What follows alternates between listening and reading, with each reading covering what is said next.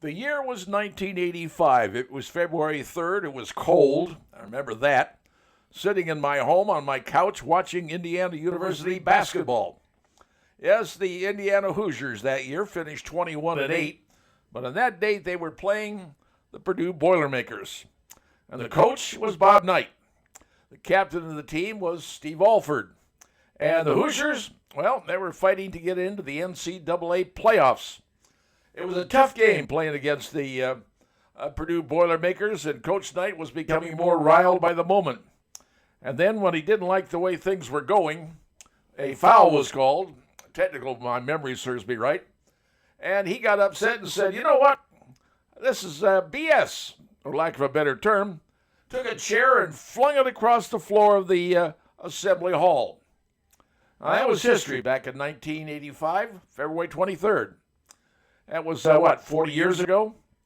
Well, guess what? Apparently somebody saved that chair. Who did, I don't know. But today, Indiana played Purdue once again, and Indiana won this time, 73-58, in a pretty interesting ball game. Two different halves. Purdue won the first, IU won the second. But the chair was there, and they placed it at the end of the bench for the coach, Mike Woodson, to sit upon. So there he was sitting on the famous Bob Knight throw-across-the-floor chair during that game. Now, like I said, Indiana was fighting to get in the NCAA tournament. They did. They ended up being in the third seed into the 1986 tournament.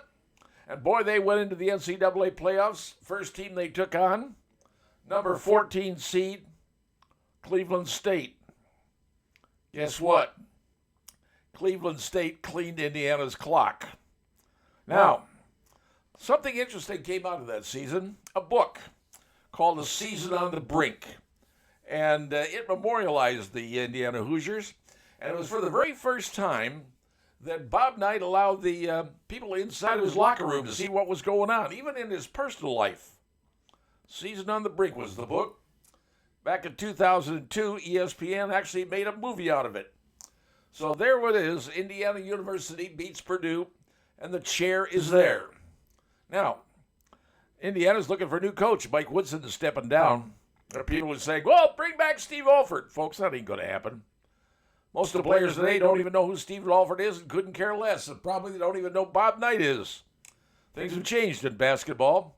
Not sure who IU could get as a coach who could bring in the right players. I don't know, but I do know one thing. Indiana University football, now that's a different animal. 10-0 last year, and then two losses, one to Notre Dame, one to Ohio State, who ended up fighting for the national championship between the two of them. Indiana University is now attracting 4- and 5-star athletes who want to play at Indiana.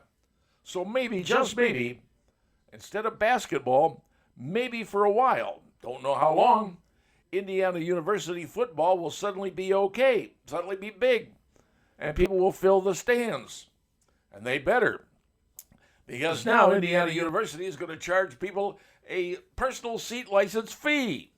So if you want to go see an IU game, you're going to be paying, a bunch more for the right to see the Indiana Hoosiers. And you know what? It may be worth it. Based on what they have coming in, it could be a really interesting season. Just my observation. Don't know what you're thinking, but that's what I'm seeing.